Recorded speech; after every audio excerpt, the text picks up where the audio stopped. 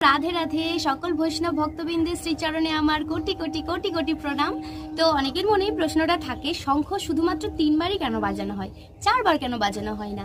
তো উত্তরটা হচ্ছে, সনাতন ধর্মে বহু বহু প্রাচীনকাল থেকে পূজা অর্চনাদির সময় নিত্য এই শঙ্খধ্বনি করা হয়।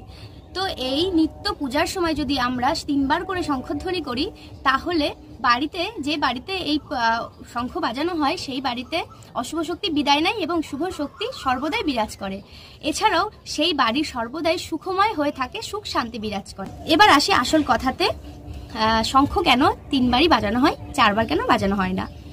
শঙ্খ 3 বার বাজালে ব্রহ্মা বিষ্ণু মহেশ্বর এই ত্রিদেবকে আমন্ত্রণ করা হয়, কিন্তু যদি 4 বার বাজানো হয় তাহলে ত্রিদেবের সাথে অসুরকেও আমন্ত্রণ করা হয়। শাস্ত্রে বলা হয়েছে, সমুদ্র মন্থনের সময় অসুররা 4 বার শঙ্খধ্বনি করে বলি অসুরকে জাগিয়েছিলেন। অর্থাৎ গৃহে যদি তুমি 3 বারের জায়গায় 4 বার শঙ্খধ্বনি করো, তাহলে বুঝে নিও ব্রহ্মা বিষ্ণু মহেশ্বর এই ত্রিদেবের সাথে তুমি অসুর শক্তিকেও তোমার গৃহে আমন্ত্রণ জানালে।